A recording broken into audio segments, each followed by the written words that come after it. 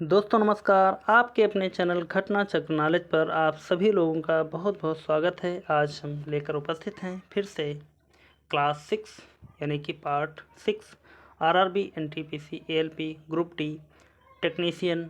आज रेलवे के जितने भी एग्ज़ाम हुए हैं उन सभी में जो प्रीवियस ईयर क्वेश्चन पूछे गए हैं, आज हम उन पर सभी पर चर्चा करेंगे। और भौतिक विज्ञान की इस क्लास में आप लोग एक बार सेशन को लाइक कर दें। चैनल को सब्सक्राइब नहीं किया है तो प्लीज़ चैनल को सब्सक्राइब कर लें और ज़्यादा से ज़्यादा इस क्लास को शेयर कर दें। तो शुरुआत करते हैं पहले प्रश्न से। आज के पहले प्रश्न से जो हमारा शुरुआत होती है 181 नंबर से। उत्तरी ध्रुव दक्षिणी ध्रुव की ओर एवं दक्षिणी ध्रुव उत्तरी ध्रुव की ओर होता है, यह कथन किसमें लागू होता है? यानी कि पूछ रहा है कि उत्तरी ध्रुव दक्षिणी ध्रुव की ओर और एवं दक्षिणी ध्रुव उत्तरी ध्रुव की ओर होता है, यह कथन किसमें लागू होता है? ए पृथ्वी का चुंबकीय ध्रुव, बी दिक्पात कोण, सी नमन कोण, डी भौगोलिक याम्योत्तर। तो इसका सही उत्तर यहाँ पर पूछा जा रहा है कि कौन सा होगा। तो इसका सही उत्तर हो जाएगा ए पृथ्वी का चुंबकीय ध्रुव। देखेंगे इसकी व्याख्या को एक बार। पृथ्वी का उत्तरी ध्रुव दक्षिणी ध्रुव की ओर तथा दक्षिणी ध्रुव उत्तर की ओर होता है, यह कथन चुंबक के चुंबकीय ध्रुव के संदर्भ में होता या कहा गया है। आगे बढ़ेंगे अगले प्रश्न की तरफ। अगला प्रश्न है पावर का एसआई मात्रक या शक्ति का एसआई मात्रक किसके समतुल्य है? ए किलोग्राम मीटर प्रति second square, B kilogram metre second cube, C kilogram metre प्रति सेकंड क्यूब, डी इनमें से किसी के नहीं। तो यहाँ पर सही उत्तर देखा जाए कि शक्ति का एसआई मात्रक किसके समतुल्य है, तो हो जाएगा सही उत्तर हमारा डी किलोग्राम मीटर प्रति सेकंड क्यूब। देखेंगे यहाँ पर इसकी व्याख्या को थोड़ा सा। वाट का एसआई मात्रक है, 1 जूल बराबर क्या होता है? 1 जूल प्रति सेकंड के समतुल्य है। इसका सीजीएस मात्रक अर्ग सेकंड कहा जाता है, यानी कि वाट बराबर क्या हो जाएगा? जूल प्रति सेकंड। अब जूल का निकालेंगे तो हमारा आ जाएगा न्यूटन मीटर और बटे सेकंड। तो यहाँ पर हो जाएगा किलोग्राम मीटर स्क्वायर प्रति सेकंड क्यूब। यहाँ माइनस में लगा है इसलिए इसको हम प्रति सेकंड कहेंगे। आगे बढ़ते हैं अगले प्रश्न की तरफ। अगला प्रश्न है हमारा, यदि प्रक्षेप के वेग को दोगुना कर दिया जाए तो उसका अधिकतम परास होगा। क्या हो जाएगा? ए आधा हो जाएगा, बी 4 गुना हो जाएगा, सी वही रहेगा, डी 2 गुना हो जाएगा। तो क्वेश्चन पूछ रहा है कि यदि प्रक्षेप के वेग को दोगुना कर दिया जाए तो उसका अधिकतम परास क्या होगा? तो उसका अधिकतम परास, इसका सही उत्तर देखें तो हो जाएगा हमारा बी 4 गुना हो जाएगा। यदि प्रक्षेप को दोगुना किया जाता है तो परास क्या हो जाएगा? 4 गुना। आगे बढ़ेंगे, देखेंगे इसके सॉल्यूशन को एक बार।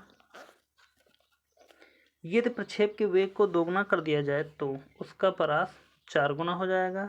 प्रक्षेप का परास आर बराबर क्या होता है? U square sine 2 theta by g. यदि प्रारंभिक वेग u दोगुना हो जाएगा तो r बराबर क्या आ जाएगा?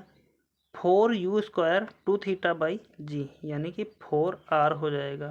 परास 4 गुना हो जाएगा। आगे बढ़ते हैं अगले प्रश्न की तरफ।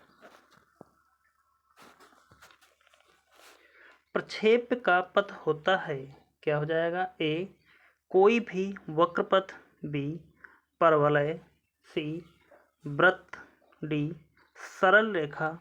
तो यहाँ पर इसका सही उत्तर देखें कि प्रक्षेप का पथ होता है जो वह हो जाएगा बी परवलयकार। देखेंगे इसकी व्याख्या को एक बार। वायु में प्रक्षेप किया गया प्रक्षेप पर पृथ्वी का गुरुत्वाकर्षण बल के नीचे की तरफ काम करता है, जिसके कारण प्रक्षेप लगातार नीचे की तरफ आता जाता है और परवलयाकार पथ बनता है, परंतु ऊर्ध्वाधर नीचे या ऊपर फेंका गया प्रक्षेप परवलय नहीं बनता है। आगे बढ़ेंगे अगले प्रश्न की तरफ। अगला प्रश्न है हमारा, एक WH बराबर होता है, क्या हो जाएगा? WH माने यानी कि वाट आवर, 1 वाट आवर बराबर होता है ए 3.6 × 10⁻³ जूल, बी 3.6 × 10⁻6 जूल, सी 360 जूल, डी इनमें से कोई नहीं। तो यहाँ पर 1 वाट आवर बराबर क्या हो जाएगा? देखेंगे इसके हम यहाँ पर सही उत्तर बताएं तो हो जाएगा ए 3.6 × 10⁻³ जूल। देखेंगे इसके सॉल्यूशन को एक बार हम।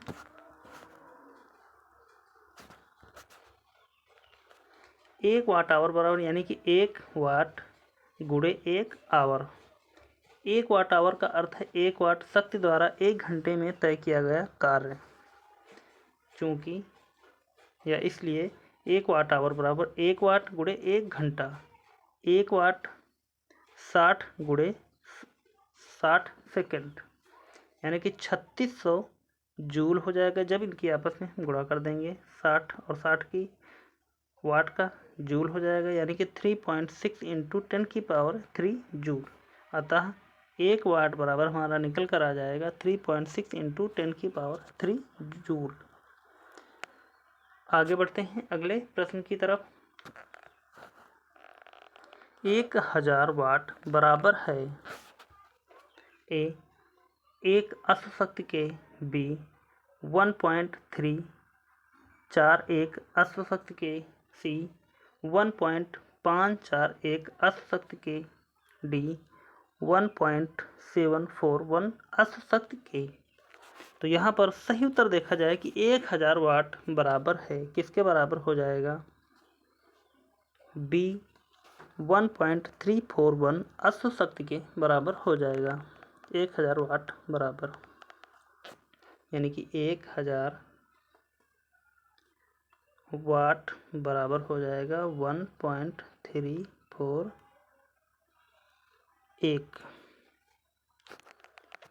देखेंगे इसके सॉल्यूशन को एक बार। 1000 वाट बराबर होता है 1 किलोवाट के तथा 1 किलोवाट बराबर होता है 1.341 अश्वशक्ति के। आगे देखेंगे अगले प्रश्न को।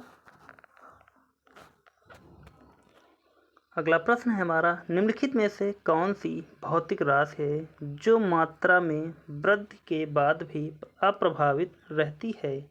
ए आयतन, बी भार, सी द्रव्यमान, डी घनत्व। यहाँ पर पूछा जा रहा है कि वह कौन सी भौतिक राशि है जो मात्रा में वृद्धि के बाद भी अप्रभावित रहती है।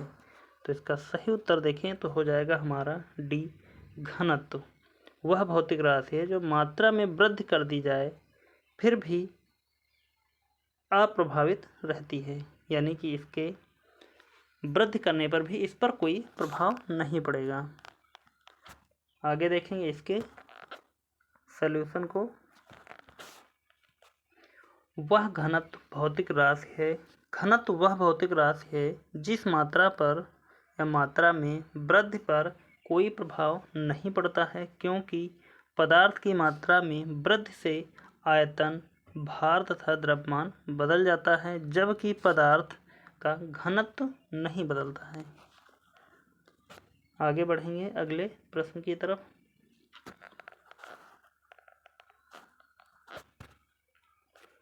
चंद्रमा से यदि किसी पिंड को पृथ्वी पर लाया जाए तो क्या होगा? ए, द्रव्यमान घट जाएगा। बी, द्रव्यमान बढ़ जाएगा। सी, द्रव्यमान अपवर्तित रहेगा। डी, भार अपवर्तित रहेगा। तो इसका सही उत्तर बताना है हमको कि चंद्रमा से यदि किसी पिंड को पृथ्वी पर लाया जाए तो क्या होगा? तो यहाँ पर इसका सही उत्तर हो जाएगा सी, द्रव्यमान अपवर्तित रहेगा। देखेंगे इसके सॉल्यूशन को थोड़ा सा। किसी वस्तु को यदि चंद्रमा से पृथ्वी पर लाया जाता है तो पृथ्वी के गुरुत्वाकर्षण बढ़ने से वस्तु का भार तो बढ़ जाता है परंतु उसका द्रव्यमान सर्वत्र नियत रहता है। आगे बढ़ेंगे अगले प्रश्न की तरफ।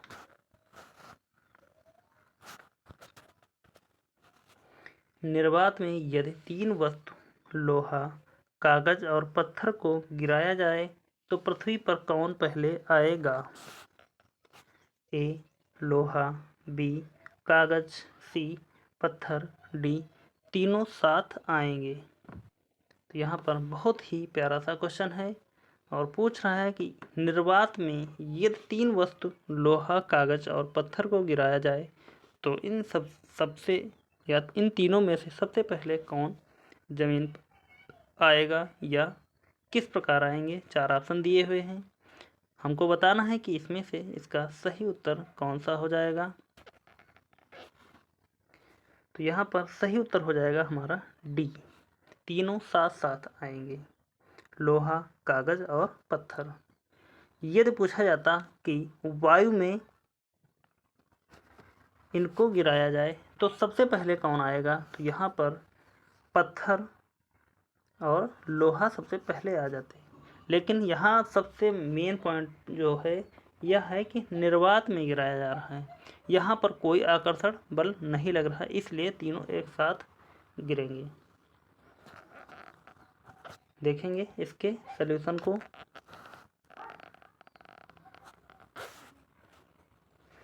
निर्वात में यदि लोहा, कागज और पत्थर एक साथ गिराया जाता है तो उन पर गुरुत्वीय त्वरण G एक समान लगता है परंतु निर्वात में हवा का प्रतिरोध एकदम नहीं लगता, अतः तीनों वस्तुएं एक साथ गिरेंगी। आगे बढ़ेंगे अगले प्रश्न की तरफ।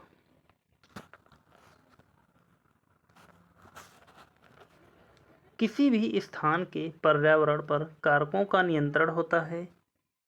ए, सिर्फ मनुष्य द्वारा।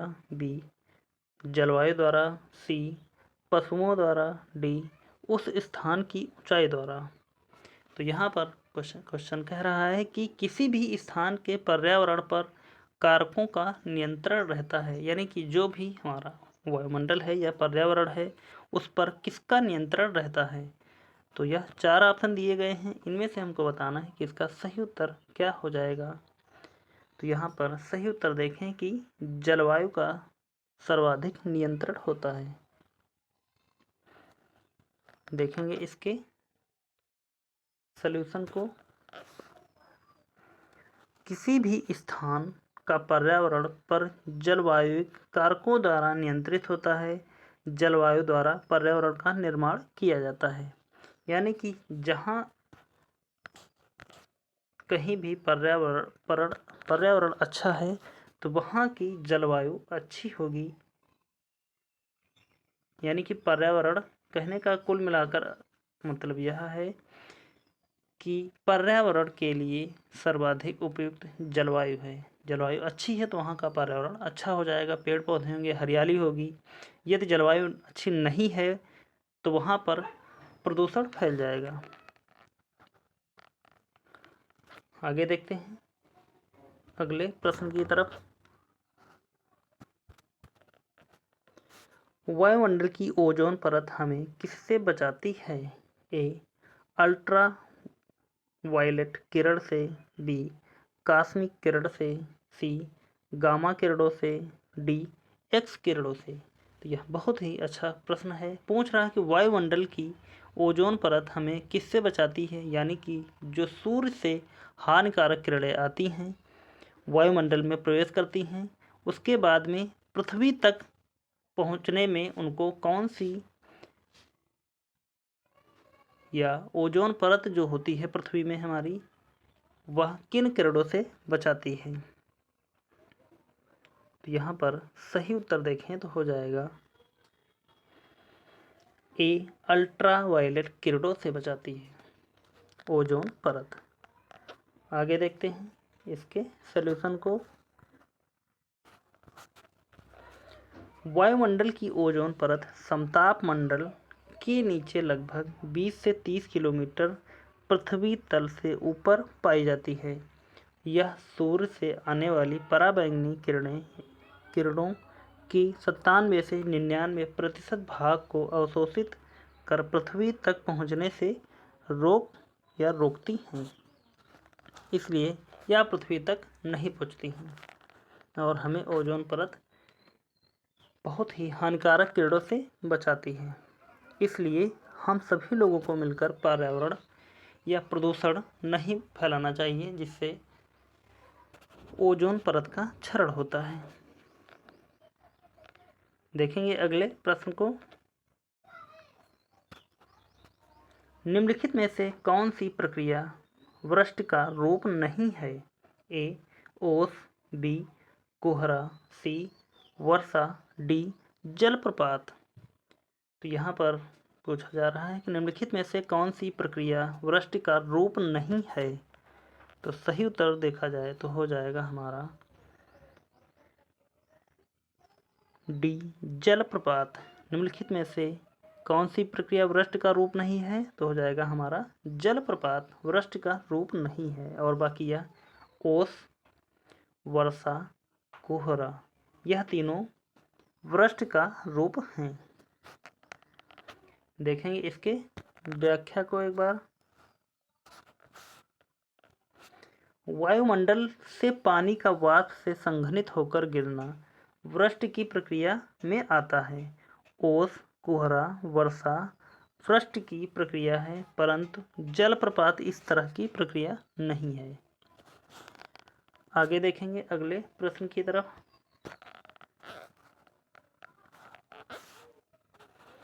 ग्रहों की गति के नियम किसने प्रतिपादित किए। ए, कापरनिकस, बी, केपलर, सी, आर्यभट्ट, डी, न्यूटन। तो यहाँ पर सही उत्तर देखा जाए कि ग्रहों की गति के नियम किसने प्रतिपादित किए थे, तो सही उत्तर हो जाएगा हमारा बी, केपलर ने ग्रहों के गति के नियम को प्रतिपादित किया था। और यह क्वेश्चन कितना इम्पोर्टेंट है आप यहाँ पर देख सकते हैं कि किस किस एग्जाम में पूछा गया है। आरआरबी गोरखपुर, ग्रहों की चाल से संबंधित नियम किसने दिए, यह पूछा गया है। आरआरबी इलाहाबाद में, RRB Allahabad assistant loco pilot परीक्षा 2007, 9, 2006, यानी कि बहुत ही इम्पोर्टेंट प्रश्न है और ये क्वेश्चन बार बार रिपीट होते हैं, इसलिए इस क्लास को स्किप मत करें। और आने वाले एग्ज़ाम के लिए, जो हमारे रेलवे के आने वाले एग्ज़ाम हैं, उनमें यह बहुत ही महत्वपूर्ण साबित होंगे। तो देखते हैं इसकी व्याख्या को एक बार। जर्मन गणितज्ञ जॉन केपलर ने 1609 ईस्वी में सूर्य के सापेक्ष ग्रहों के चाल संबंधी अपने 2 नियम प्रस्तुत किए। न्यूटन ने इन्हीं नियमों के आधार पर अपने सूत्रों का प्रतिपादन किया। 1619 ईस्वी में केपलर ने तृतीय नियम प्रतिपादित किया। किस सन में? 1619 ईस्वी में केपलर ने तृतीय नियम प्रतिपादित किया था। और 1609 ईस्वी में सूर्य के सापेक्ष ग्रहों की चाल से संबंधित अपने 2 नियम प्रस्तुत किए थे, यानी कि एक जो 3 नियम केपलर ने दिए वह 1609 में 2 दिए थे और 1619 में 1। आगे बढ़ते हैं अगले प्रश्न की तरफ। अभिकेंद्र बल सदैव कार्य करता है। ए, केंद्र की ओर त्रिज्या के अनुदिश, बी, केंद्र से दूर त्रिज्या के अनुदिश, सी, परिमाण परिवर्ती किंतु दिशा अपरिवर्ती, डी इनमें से कोई नहीं। तो यहाँ पर सही उत्तर देखें तो हो जाएगा हमारा ए। अब केंद्र बल सदैव कार्य करता है केंद्र की ओर त्रिज्या के अनुदिश। यहाँ पर दिखाते हैं हम आपको। अब केंद्र बल सदैव केंद्र की ओर त्रिज्या के अनुदिश कार्य करता है। अब केंद्र बल बराबर mv²/r। इसी अभिकेंद्र बल के कारण मोड़ पर साइकिल या मोटरसाइकिल सवार अंदर की ओर झुक जाता है। आगे बढ़ते हैं और देखेंगे अगले प्रश्न की तरफ।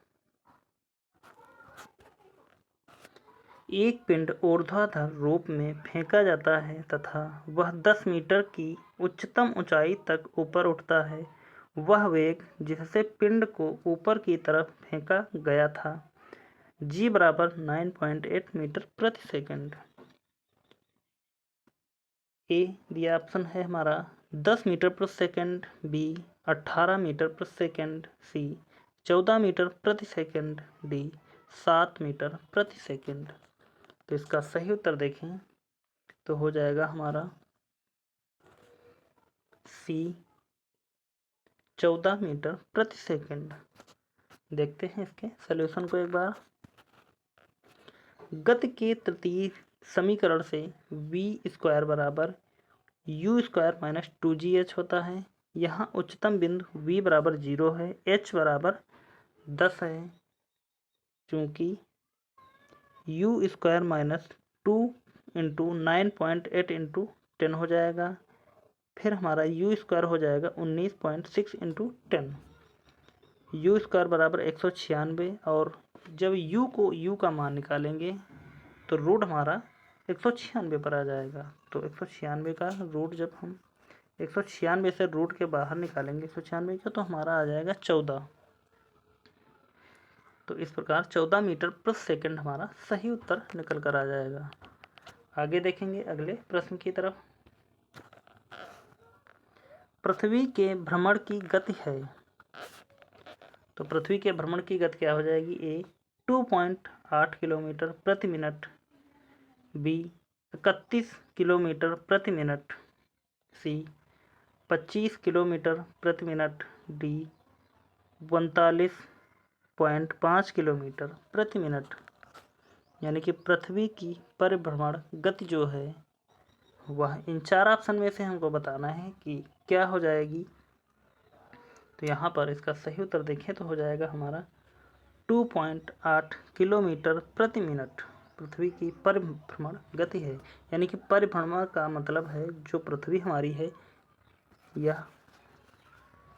यह अपने ही अक्ष पर जो घूम रही है, यानी कि केंद्र के अक्ष पर जो ही ऐसे ऐसे करके घूम रही है, इस गति को क्या कहते हैं? परिभ्रमण गति।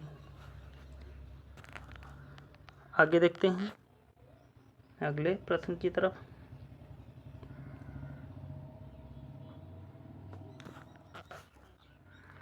क्षैतिज वृत्त में नियत चाल से गतिशील वस्तु के लिए नियत है। ए गतिज ऊर्जा, बी वेग और त्वरण दोनों, सी वेग, डी त्वरण। तो यहाँ पर इसका सही उत्तर देखा जाए तो हो जाएगा कि क्षैतिज वृत्त में नियत चाल से गतिशील वस्तु के लिए नियत है। क्या हो जाएगा? डी त्वरण। देखेंगे इसके सॉल्यूशन को एक बार। क्षैतिज वृत्त में नियत चाल से गतिशील वस्तु में दिशा परिवर्तन के कारण उसके वेग में परिवर्तन होता रहता है, क्योंकि वेग एक सदिश राशि है। नियत समय में वेग में परिवर्तन नियत दर से होता है। चूंकि वेग परिवर्तन की दर नियत होती है, इसलिए नियत वृत्तीय गति में त्वरण नियत होता है। आगे देखते हैं अगले प्रश्न को।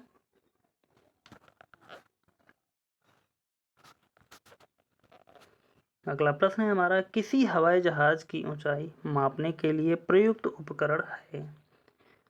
हवाई जहाज़ की माप किसके द्वारा की जाती है? तो देखते हैं। ए अल्टीमीटर, बी एनीमोमीटर, सी ऑक्सीमीटर, डी बैरोमीटर। तो यहाँ पर इसका सही उत्तर देखें तो हो जाएगा ए अल्टीमीटर। हवाई जहाज़ की ऊंचाई मापने के लिए अल्टीमीटर का प्रयोग किया जाता है। आगे देखते हैं इसकी व्याख्या को। अल्टीमीटर एक प्रकार का यंत्र होता है जिससे हवाई जहाज़ की ऊंचाई ज्ञात की जाती है अथवा किसी निश्चित ऊंचाई पर स्थिर एक पिंड ऊंचाई तथा पानी के अंदर स्थित किसी पिंड की गहराई नापी जाती है। इस प्रकार अल्टीमीटर का प्रयोग किया जाता है। देखेंगे अगले प्रश्न को।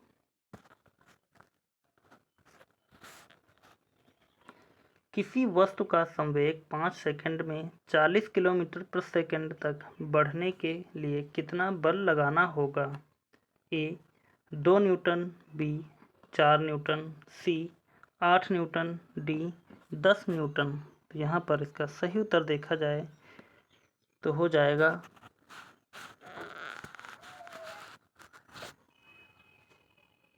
सी 8 न्यूटन। यदि किसी वस्तु का संवेग 5 सेकंड में 40 किलोमीटर प्रति सेकंड तक बढ़ने के लिए कितना बल लगाना पड़ता है? 8 न्यूटन। देखेंगे इसके सॉल्यूशन को। दिया है यहाँ पर यह संवेग परिवर्तन यानी कि होता है डेल्टा पी। तो डेल्टा पी बराबर होता है एफ इंटू डेल्टा टी। यह संवेग परिवर्तन बल बराबर बल गुणे समयांतराल होता है।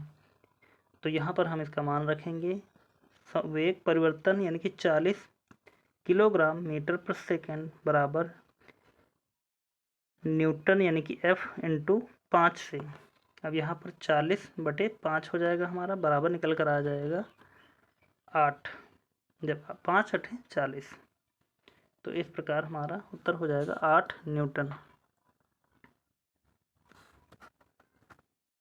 आगे देखेंगे अगले प्रश्न को।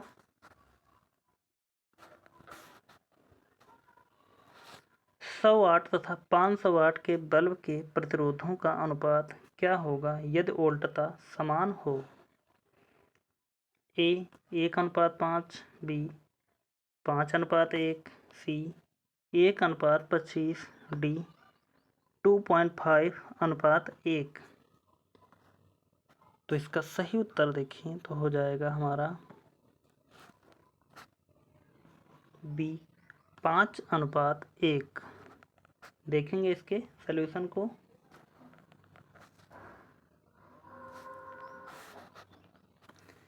व्याख्या में दिया है वैद्युत शक्ति P बराबर होता है V²/R, या R बराबर निकल कर आएगा V²/P।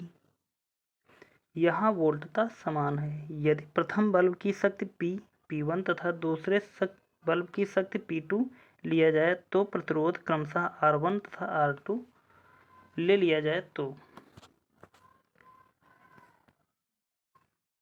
अब यहाँ हम सॉल्व करके देखते हैं कि R1 बराबर क्या हो जाएगा V²/P1, R2 बराबर हो जाएगा V²/P2, यानी कि R1/R2 हो जाएगा P2/P1, या R1:R2 बराबर P2:P1 हो जाएगा। अब R1 R2 बराबर हो जाएगा, R1 क्या है 500, R2 हो जाएगा 100। तो जब इनको हम काटेंगे 2 जीरो इसमें से निकाल देंगे, 2 जीरो इसके निकाल देंगे, तो हमारा बच जाएगा 5:1। इसका सही उत्तर हो जाएगा। आगे देखते हैं अगले प्रश्न को।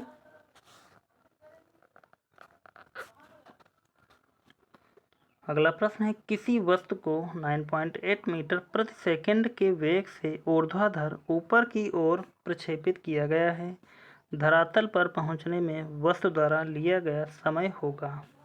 ए 1 सेकंड, बी 2 सेकंड, सी 1.5 सेकंड, डी 2.5 सेकंड। तो इसका सही उत्तर देखें तो हो जाएगा बी 2 सेकंड। देखेंगे इसके सॉल्यूशन को। दिया है यदि किसी वस्तु का धरातल से ऊर्ध्वाधर ऊपर फेंका जाता है तो वापस उसी स्थान पर पहुंचने पर उसका वेग उसके प्रारंभिक वेग के नीचे की तरफ होगा। अतः प्रारंभिक वेग u बराबर v यानी कि अंतिम वेग। गति के प्रथम समीकरण से देखते हैं क्या हो जाता है। v बराबर u माइनस जी टी या माइनस u बराबर u minus G T minus 2u बराबर हो जाएगा माइनस जी टी। 2u बराबर जी टी, जब दोनों माइनस हम काट देंगे इधर भी और इधर भी, तो t बराबर यदि हम निकालेंगे सीधे सीधे तो 2u अपान जी, तो 2 गुणे जी का मान 9.8 रखेंगे और यहाँ पर 9.8 पहले से ही है, तो जब 9.8 कट जाएगा तो हमारा बचेगा सिर्फ 2। यही सही उत्तर हो जाएगा। आगे देखते हैं अगले प्रश्न की तरफ।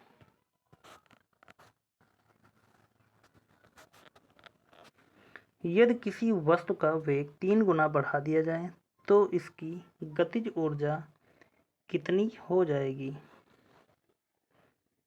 ए 3 गुना, बी 6 गुना, सी 9 गुना, डी 27 गुना। यहाँ क्वेश्चन पूछ रहा है कि यदि किसी वस्तु का वेग 3 गुना बढ़ा दिया जाए तो इसकी गतिज ऊर्जा कितनी हो जाएगी। तो सही उत्तर हो जाएगा हमारा सी 9 गुना, यानी कि 3 का स्क्वायर कर देंगे। 3 का स्क्वायर 3 थी 9 गुना हो जाएगी।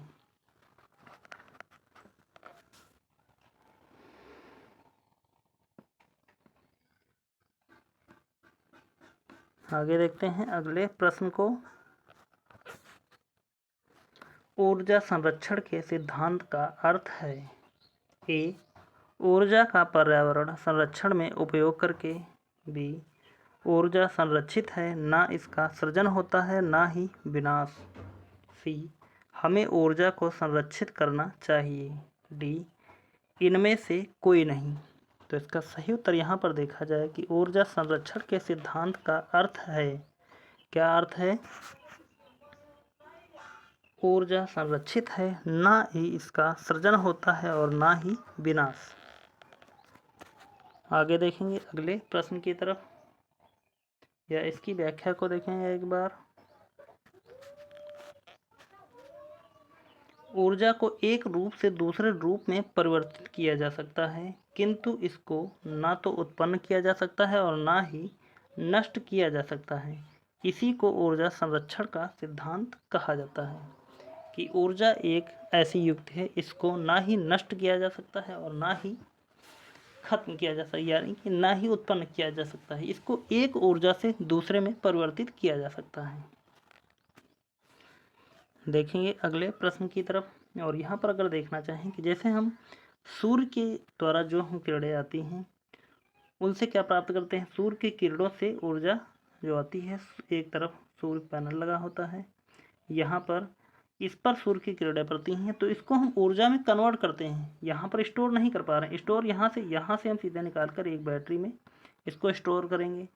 यहाँ से हम इसको क्या करेंगे, जब लाइट जलाएंगे तो किस में परिवर्तित हो जाएगी, प्रकाश ऊर्जा में।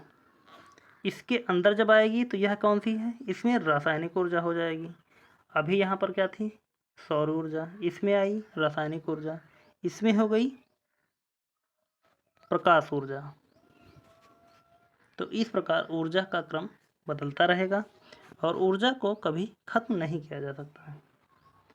आगे देखते हैं अगले प्रश्न की तरफ। वायु दाब को किस यंत्र की सहायता से मापा जाता है। ए सिस्मोग्राफ, बी बैरोमीटर, सी अल्टीमीटर, डी थर्मामीटर। तो वायु दाब को जिस यंत्र की सहायता से मापा जाता है उस यंत्र का नाम है बैरोमीटर। अगला प्रश्न देखते हैं, या इसकी व्याख्या को देखेंगे एक बार।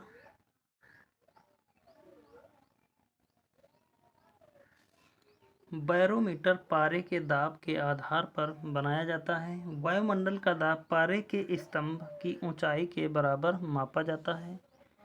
बैरोमीटर में पारे के स्तंभ की ऊंचाई जितनी होती है वही ऊंचाई वायुमंडल का दाब होता है। देखते हैं अगले प्रश्न की तरफ।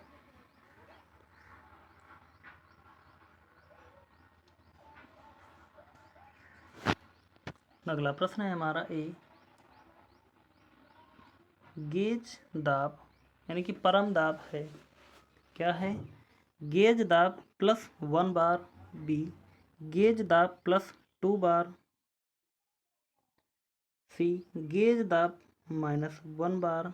डी इनमें से कोई नहीं। तो यहाँ पर सही उत्तर देखा जाए कि परम दाब क्या है, तो सही उत्तर हो जाएगा हमारा गेज दाब +1 बार। देखेंगे इसके सॉल्यूशन को।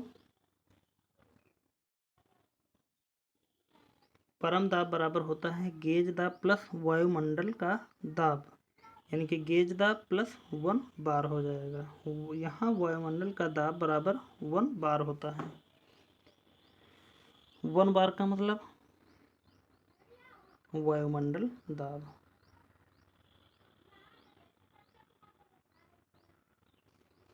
आगे देखेंगे अगले प्रश्न की तरफ। अगला प्रश्न है एक समान आयतन से लकड़ी तथा लोहे के गोले को ऊंचाई से एक साथ गिराई जाए तो दोनों गिरेंगी। ए कुछ अंतर पर। बी एक साथ। सी पहले लोहा फिर लकड़ी। डी इनमें से कोई नहीं। तो इसका सही उत्तर बताना है हमको कि एक समान आयतन के लकड़ी तथा लोहे के गोले को h ऊंचाई से एक साथ गिराया जाए तो दोनों गिरेंगी। किस प्रकार गिरेंगी? तो इसका सही उत्तर हो जाएगा हमारा एक साथ गिरेंगी। देखेंगे इसके सॉल्यूशन को।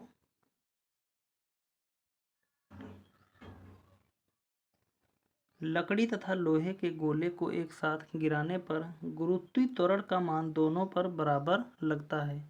यदि हवा का प्रतिरोध नगण्य हो तो दोनों गोले एक साथ गिरेंगे। यदि हवा का प्रतिरोध नगण्य नहीं है तो लोहा पहले गिरेगा, बाद में लकड़ी गिरेगा। आगे बढ़ते हैं अगले प्रश्न की तरफ।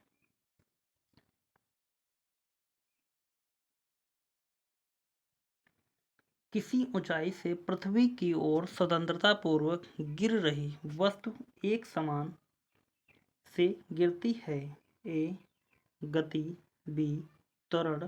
सी वेग। डी प्रतिरोध। तो यहाँ पर इसका सही उत्तर बताना है कि किसी ऊंचाई से पृथ्वी की ओर स्वतंत्रतापूर्वक गिर रही वस्तु एक समान डैश गिरती है। किससे गिरती है? तो यहाँ पर इसका सही उत्तर हो जाएगा बी त्वरण से, यानी कि एक समान त्वरण से गिरती है।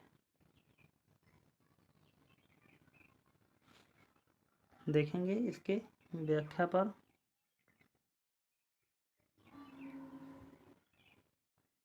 त्वरण वेग परिवर्तन की दर को कहते हैं। किसी ऊंचाई से पृथ्वी की ओर स्वतंत्रतापूर्वक गिर रही वस्तु का वेग क्रमशः बढ़ता जाता है, किंतु इस वृद्धि की दर अर्थात त्वरण समान रहता है। पृथ्वी की ओर गिरने वाली किसी वस्तु का वेग 9.8 मीटर प्रति सेकंड की समान दर त्वरण से बढ़ता जाता है। आगे देखते हैं अगले प्रश्न की तरफ।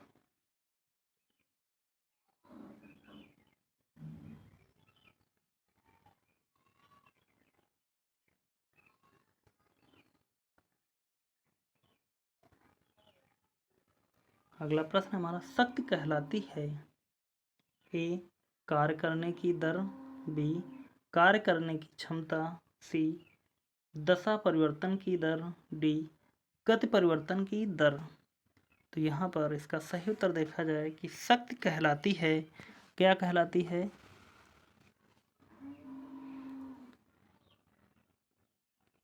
ए कार्य करने की दर। अगला प्रश्न देखेंगे या देखेंगे इसके सॉल्यूशन को एक बार।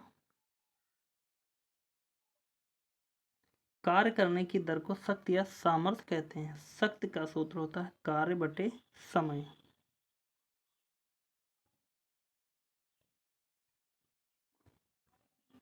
आगे देखते हैं।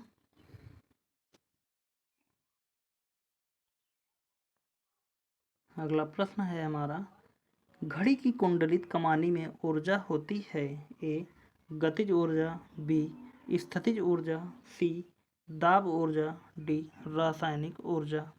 तो यहाँ पर घड़ी की कुंडलित कमानी में ऊर्जा कौन सी ऊर्जा होती है? तो हो जाएगा हमारा इसका सही उत्तर बी स्थितिज ऊर्जा। जो घड़ी की कुंडलित में ऊर्जा होती है कौन सी? स्थितिज ऊर्जा। देखेंगे अगले या इसकी व्याख्या को एक बार, तब हम अगले प्रश्न की तरफ बढ़ेंगे। घड़ी की कुंडलित कमानी में स्थितिज ऊर्जा होती है। जब घड़ी का पेंडुलम अपने उच्चतम बिंदु पर होता है तब उसमें अधिकतम संचयित ऊर्जा स्थितिज ऊर्जा होती है। जैसे ही पेंडुलम उच्चतम बिंदु से निम्नतम बिंदु की ओर गति करता है उसकी यह स्थितिज ऊर्जा गतिज ऊर्जा में परिवर्तित हो जाती है। आगे देखेंगे अगले प्रश्न की तरफ।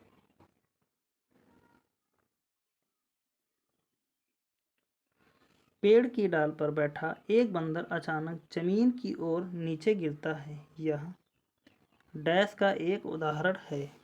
किसका उदाहरण है? तो देखेंगे 4 ऑप्शन दिए गए हैं, इनमें देखते हैं कौन सा हो जाएगा हमारा। ए ऊर्जा संरक्षण का नियम, बी केपलर का नियम, सी न्यूटन का गति का तीसरा नियम, डी द्रव्यमान संरक्षण का नियम।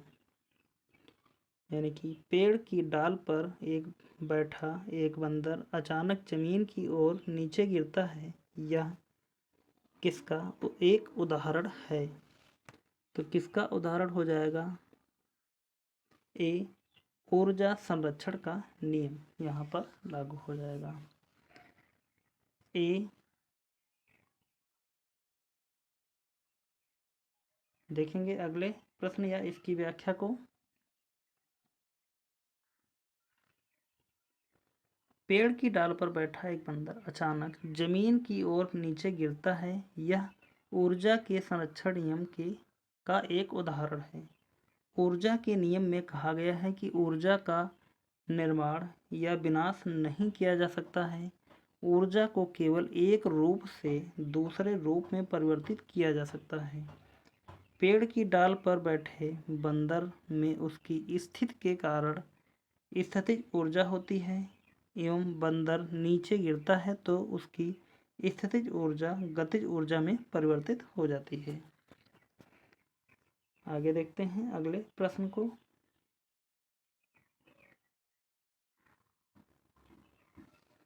एक समान सीधी सड़क पर समान त्वरण से चलने वाली कार के लिए निम्नलिखित में से कौन सा कथन सत्य है? ए कार का त्वरण 0 है, बी कार का वेग 0 है, सी कार का त्वरण निरंतर बदल रहा है, डी कार का वेग निरंतर बदल रहा है। तो यहाँ पर इसका सही उत्तर देखा जाए तो हो जाएगा डी कार का वेग निरंतर बदल रहा है। एक समान सीधी सड़क पर समान त्वरण से चलने वाली कार के लिए निम्नलिखित में से कौन सा कथन सत्य है? कार का वेग निरंतर बदल रहा है। आगे देखेंगे अगले प्रश्न की तरफ।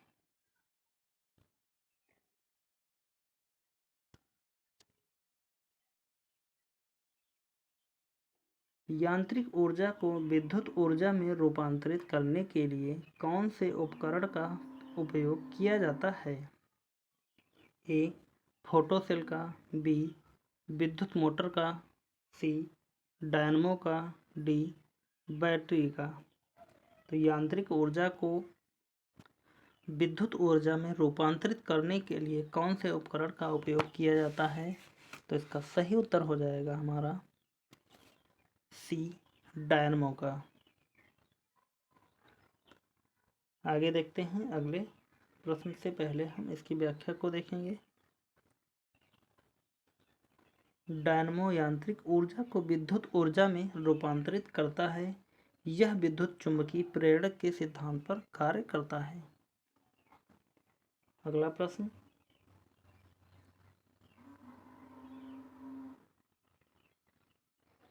जी गुरुत्वाकर्षण का मान r त्रिज्या के मान के अनुसार बदलता है। किसी छात्र को जी का मान कहाँ पर न्यूनतम प्राप्त होगा? ए कर्क रेखा पर, बी मकर रेखा पर, सी भूमध्य रेखा पर, डी ध्रुवों पर। तो यहाँ पर इसका सही उत्तर देखें कि किसी छात्र को जी का मान कहाँ पर न्यूनतम प्राप्त होगा? भूमध्य रेखा पर। सही उत्तर हो जाएगा सी। देखेंगे इसके सॉल्यूशन को। गुरुत्वीय त्वरण जी का मान पृथ्वी तल पर विभिन्न स्थानों पर भिन्न भिन्न होता है। जी का मान न्यूनतम भूमध्य रेखा पर तथा अधिकतम ध्रुवों पर प्राप्त होगा। आगे बढ़ते हैं अगले प्रश्न की तरफ।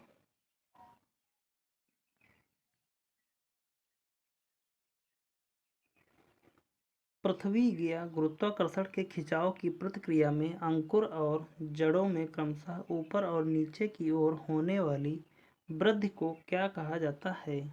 ए रसायनवर्तन, बी जलानुवर्तन, सी प्रकाशानुवर्तन, डी गुरुत्वानुवर्तन। तो इसका सही उत्तर देखा जाए यहाँ पर तो हो जाएगा डी गुरुत्वानुवर्तन। आगे बढ़ते हैं अगले प्रश्न या इसके व्याख्या को देखेंगे। सबसे पहले पृथ्वी या गुरुत्वाकर्षण के खिंचाव की प्रतिक्रिया में अंकुर और जड़ों में क्रमशः ऊपर और नीचे होने वाली वृद्धि को गुरुत्वानुवर्तन कहा जाता है। पौधों के तनों के ऊपर की ओर वृद्धि को ऋणात्मक गुरुत्वावर्तन, जबकि जड़ों के नीचे की ओर वृद्धि को धनात्मक गुरुत्वावर्तन कहा जाता है। अगला प्रश्न देखते हैं।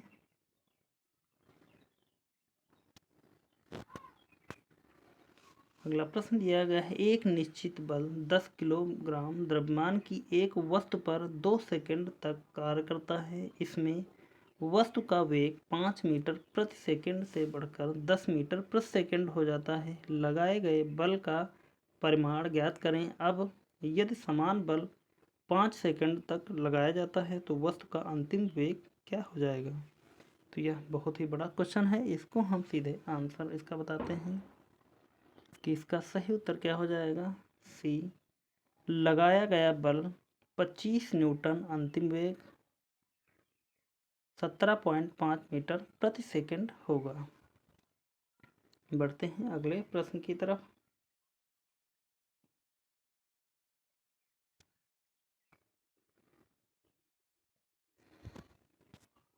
किसी पिंड पर लगाए गए बल द्वारा किया गया कार्य पिंड द्वारा बल की दिशा में तय की गई दूरी और लगाए गए बल की मात्रा के गुणनफल के बराबर होता है। निम्नलिखित में से कौन सी कार्य की इकाई नहीं है? ए किलोग्राम मीटर स्क्वायर प्रति second square, B kilogram metre प्रति second square, C joule, D newton metre. और पूछा गया है रेलवे एनटीपीसी ऑनलाइन परीक्षा 13 मार्च 2021। तो यह हाल ही में आया हुआ प्रश्न है। तो इसका सही उत्तर हो जाएगा हमारा बी किलोग्राम मीटर प्रति सेकंड स्क्वायर। आगे देखते हैं इसके व्याख्या को। कार्य बराबर क्या होता है? बल गुणे विस्थापन। अतः कार्य का मात्रक न्यूटन मीटर या जूल होता है। इसका अन्य मात्रक kilogram metre square second square या किलोग्राम मीटर स्क्वायर प्रति सेकंड स्क्वायर भी होता है। देखते हैं अगले प्रश्न की तरफ।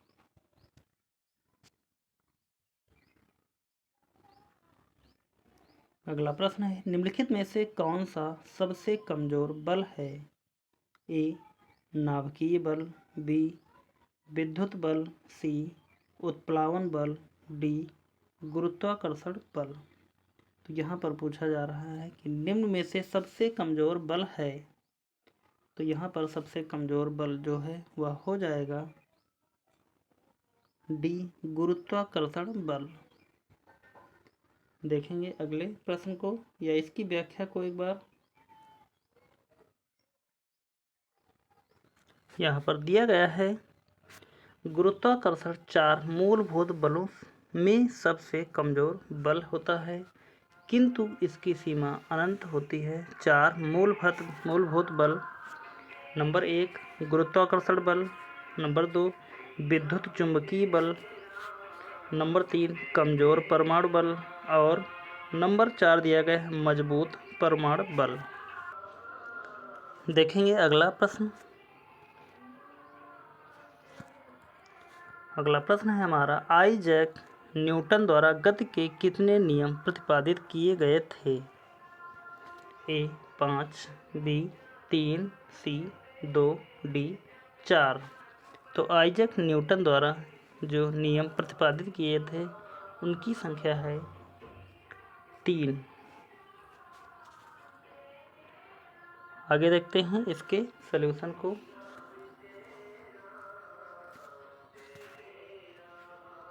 आइजैक न्यूटन द्वारा गति के 3 नियम प्रतिपादित किए गए थे। पहला नियम जड़त्व का नियम, दूसरा नियम संवेग का नियम तथा तीसरा नियम क्रिया प्रतिक्रिया का नियम था। तो इस प्रकार आज के हमारे जितने भी इस चैप्टर द्वारा क्वेश्चन थे आपके सामने आपके साथ में हमने डिस्कस किए हैं, और आपको यह क्लास कैसी लगी है आप हमें कमेंट करके ज़रूर बताइएगा। और अंत तक इस क्लास को देखने के लिए बहुत बहुत धन्यवाद।